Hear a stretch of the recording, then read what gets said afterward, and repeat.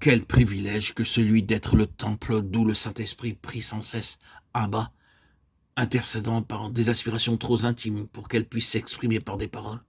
Quelle bénédiction de savoir que l'Esprit éternel vient habiter dans notre chair déchue pour nous inciter à nous adresser à Dieu. Comme autrefois il habitait dans la chair de Jésus de Nazareth lorsque le Fils s'entretenait avec le Père. Qui ne voudrait se placer sous la haute direction de cet Esprit divin et prendre ainsi part à cette grande œuvre d'intercession qui prépare le royaume de Dieu? La voie est ouverte à tous. Laissez le Saint-Esprit prendre entièrement possession de vous. Qu'il vous remplisse de sa présence, qu'il soit votre vie. Croyez à la possibilité de devenir le siège de sa présence. Croyez à la certitude de son action, de son intervention en vous par des moyens insaisissables à l'esprit humain. Croyez que dans le secret, malgré l'apparente lenteur de cette œuvre, sa toute-puissance divine accomplit en vous le dessein de Dieu et vous unit à votre Sauveur.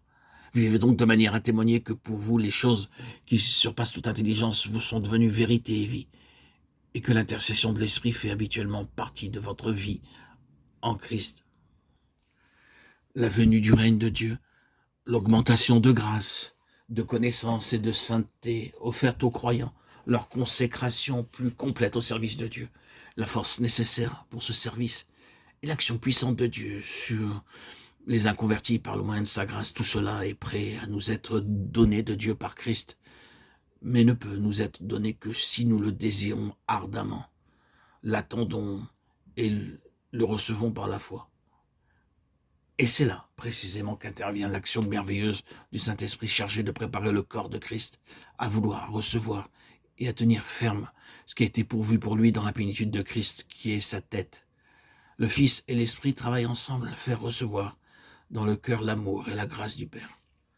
Le Fils les reçoit du Père, nous les révèle et les rapproche de nous, tandis que l'Esprit incite l'âme à s'élancer à la rencontre de son Seigneur.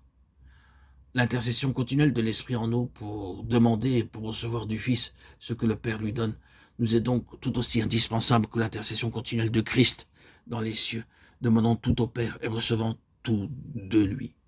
Oh, quelle merveilleuse lumière! Les paroles de notre verset du chapitre 8 des Romains 26-27 jettent sur ce mystère. Relisons-le.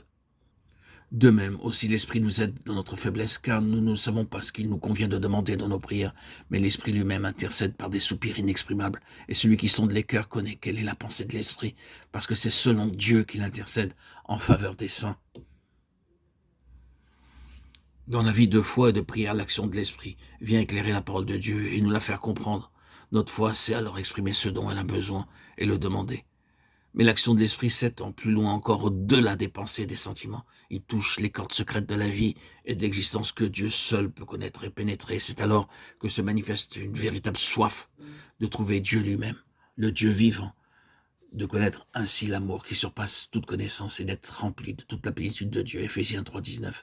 C'est alors qu'on apprend à compter sur celui qui peut faire infiniment plus que tout ce que nous demandons et que nous pensons, qui révèle ces choses qui n'étaient point venues dans l'esprit de l'homme. Éphésiens 3,20, 1 Corinthiens 2,9. Quand ces aspirations-là s'emparent de nous, nos prières demandent réellement des choses inexprimables. Et ce qui fait notre force alors, c'est de savoir que l'Esprit lui-même intercède avec ses compassions infinies dans des régions et avec un langage connu de celui seul qui sonde les cœurs.